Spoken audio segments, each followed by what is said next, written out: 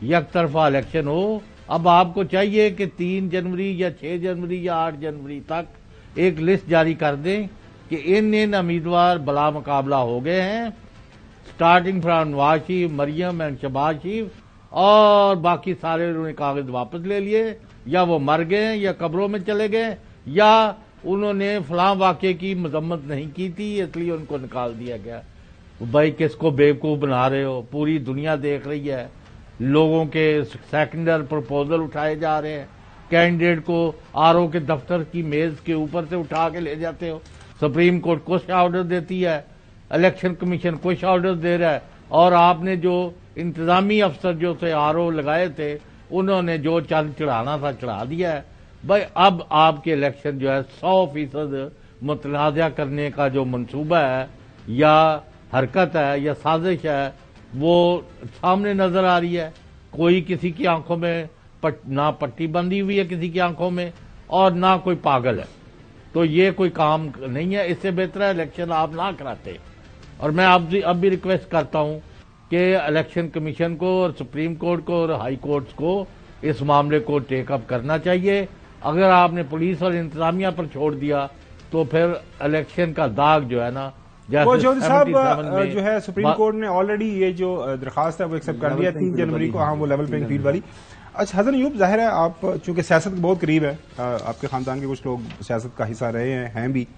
نہیں، میرا دادا بھی جو تھے، میرے دادا کے جو بھائی تھے وہ بھی ممبر اسمبلی تھے انگریز کے دور میں. یہ بات سچ ہے. ہاں جی. میں یہ صرف آپ سے یہ پوچھنا چاہ رہا ہوں کہ ایک جو اوور آل آبزرویشن آ رہی ہے کہ اکراس دا بورڈ آپ کالمز پڑھ لیں، جنگ مطلب اردو اخبارات کے پڑھ لیں، انگریزی اخبارات کے پڑھ لیں، مختلف جگہوں کے پڑھ لیں، کہ یہ جو تھوڑی بہت ڈنڈی ماری جا رہی ہے نہیں ماری جانی چاہیے. دیکھیں 1987 ٹوٹل جو ہے ایسے نامینیشنز ریجیکٹ ہوئے ہیں 1987، لیکن یہ دیکھیں کہ 24,698 جو ہے ٹوٹل نامینیشن فائل ہوئے تھے، جس میں سے 22,711 ایکسپٹ ہو چکے ہیں. نیشن وائڈ کی بات کر رہا ہوں. تو 1987 جو ہیں وہ ریجیکٹ ہو چکے ہیں. یہ نیشن وائڈ کی بات ہے. اب بات یہ ہے کہ جیسے اب اختر مینگل صاحب فرما رہے ہیں ان کے کاغذات نامزدگی ریجیکٹ ہوئے ہیں.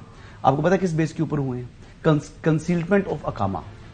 کنسیلمنٹ آف اقامہ کے اوپر جب آپ کو معلوم ہے کہ ایک ملک کا پرائم منسٹر تاحیات نااہل کر دیا تو اس کے اوپر آپ کنسیلمنٹ کر رہے ہیں اقامے کی. آپ کا اکتوبر 2024 تک اقامہ ویلڈ ہے.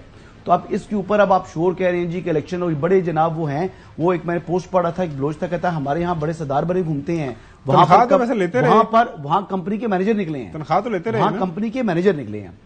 اچھا یہ بات جو ہے نا یہ بلوچ کی آواز ہے جو میں بتا رہا ہوں اختر مینگل صاحب کے حوالے سے. جہاں تک بات کر رہے تھے شاہد خاقان عباسی صاحب، ویسے میں سوری لائٹر میں آپ کنٹینیو کیجیے گا. سردار اختر مینگل، میرے کہنے کا مقصد یہ ہے کہ ادھر تو ایک تنخواہ نہیں لی تھی نا، اقامہ تو ادھر بھی تھا. ادھر تنخواہ نہ لینے کی وجہ سے ہوا تھا. یہ سلمان اکرم راجہ صاحب نے کہا تھا نا اٹ واز نیور ودرون. انہوں نے لفظ ایسا بولا جو کہ آج کل پی ٹی آئی کے ٹکٹ پر الیکشن لڑ رہے ہیں. انہوں نے کہا اٹ واز نیور ودرون. اس سے پھر ججز نے نکالی بلیک لاء ڈکشنری. انہوں نے کہا it means it's a receivable, اور اس بات کے اوپر نائل کر دیا. ہو سکتا ہے میں تو بات نہیں کر رہا، الزام والی بات آ جاتی ہے. بس دیکھنا چاہیے کہ اس ٹائم بھی ان کے کریکشنز وغیرہ کدھر تھے. یہ میاں صاحب کو دیکھنا چاہیے. ویسے جو میں آپ کو ذاتی طور پر بتا رہا ہوں، آپ کو پتا نا کہ کئی لوگ وکیل کر لیتے ہیں، کئی لوگ جج کر لیتے ہیں. میں اسپیسیفک کیس کی بات نہیں کر رہا، ایک اوور آل بات کر رہا ہوں کہ کئی لوگ وکیل بھی کر لیتے ہوتے ہیں ہمارے سوسائٹی کے اندر، کئی لوگ جج کر لیتے ہیں. سنو تو صحیح، فرق یہ ہے، تو یہ بڑا ٹیکنیکل چیز یہ ہے کہ جی ہمیں واردات ڈلتی ہے، تنخواہ نہ لینے کی وجہ سے ہمیں جو ہے نا وہ ظاہر وہ کہتے ہیں کہ جی ہمیں نکالا گیا. جو ایفیڈیوٹ سبمٹ کرایا تھا ٹائم آف فائلنگ انہوں نے تنخواہ لی ہوئی ہے کہ نہیں لی ہوئی؟ تنخواہ کا تعلق نہیں ہے نا اس سے. جب آپ نامینیشن فائل کر رہے ہیں تو نامینیشن میں آپ اپنے بارے میں بتا رہے ہیں. تو سردار اختر مینگل صاحب ایکچولی جو ان کے پاس اقامہ ہے اس میں وہ مینیجر ہیں یو اے ای میں ایک کمپنی میں، تو انہوں نے اس کا ذکر نہیں کیا، کنسیلمنٹ کی. اب میں جو مین بات کرنا چاہ رہا تھا اس بات پر تو آنے دینا. اب شاہد خاقان عباسی صاحب کا جو آپ نے سارٹ چلایا ہے وہ ہے 25/11/2023 کا. ابھی ہم جو ہے 2024 میں آگے یکم میں ماشاءاللہ الحمدللہ. تو ایک تو شاہد صاحب کئی بار وزیر نہیں رہے، وہ ایک مرتبہ منسٹر بنے ہیں، ایک دفعہ چیئرمین پی ٹی وی بنے ہیں، اور ایک مرتبہ پرائم منسٹر بنے ہیں. اور جس اسمبلی میں وہ منسٹر بنے ہیں اسی اسمبلی میں ہی ان کو پرائم منسٹر کا اللہ تعالیٰ نے عہدہ دے دیا. نہیں میں جو بات کی نا کہ وہ مختلف منسٹریز ان کے مختلف ڈپارٹمنٹس ان کے پاس رہے ہیں. تو ابھی جو اس سے اگلا جو شاہد صاحب کا جو پرانی بات ہے وہ آج کے دور کے حوالے سے انہوں نے بات نہیں کی. ہم اس میں ڈیٹ لکھی ہے لیکن ہمارا ویور دیکھتا نہیں کب کا ہے، تو وہ 11ویں مہینے کی ہے. تو اب اگلی بات آج جی چودھری پرویز گزر گیا ویسے نہیں، آج کے حالات کے نامینیشن والا معاملہ بھی چل رہا ہے نا، تو میں بنیادی آپ سے سوال میں یہ وہ آپ نے تو وہ بتایا نا کہ اتنی جناب وہ ان سے جو ہے وہ پرابلمز آ رہی ہیں. بنیادی آپ سے سوال ہے، آپ ملک کے اندر یہ جو مختلف خدشوں کا اظہار کیا جا رہا ہے، آپ بالکل لیول پلینگ فیلڈ دیکھ رہے ہیں، کوئی مسئلہ مسائل نہیں آپ کو نظر آ رہا، سب ٹھیک چل رہا ہے؟ مجھے کچھ جگہوں پر پرابلم ہے، کتنی جگہوں لیکن زیادہ وابل ہے. جنہیں میں اپنا جو آرگومنٹ بتا رہا تھا خبر بھی مجھے وہ کمپلیٹ کرنے دے، تمام سوالات کا جواب دوں گا.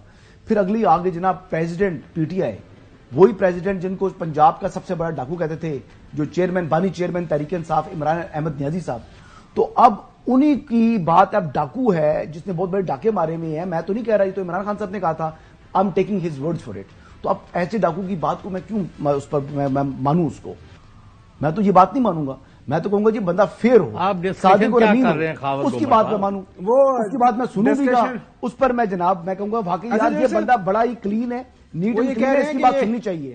اب ڈاکو کی باتیں تو نہیں سننی نا. یہ جو 3000 ہے، نہیں ڈاکو تو یہ پھر انہوں نے اور بھی بڑا کچھ کہا ہوا ہے، بڑا نہیں ویسے ان سے متعلق کہا ہوا ہے نا. اچھا ناظرین، ظاہر ہے آپ ملک کے اندر آپ حالات و واقعات دیکھ رہے ہیں. آپ اگلی سٹوری کی طرف بڑھتے ہیں. دو بڑے کیسز ہیں جن کا کل ہم دیکھ رہے ہیں، ایک پشاور ہائی کورٹ کے اندر ہے اور ایک ادھر یہاں پہ سپریم کورٹ کے اندر. اب وہ کیسز کیا ہیں اور ان کا جو پاکستان کی سیاست کے اوپر کیا امپیکٹ ہوگا؟ جو صاحب آپ کچھ کہنا چاہ رہے ہیں، پھر ہم بریک پہ جاتے ہیں. نہیں، میرا خیال ہے جو ایک پارٹی کہہ رہی ہے ہمارے 90% لوگوں کے کاغذات ریجیکٹ کیے ہیں. آپ پچھلے دن بھی کہہ رہے تھے 77 تو اس پارٹی نے اپلیکیشن دی ہوئی تھی الیکشن کمیشن میں.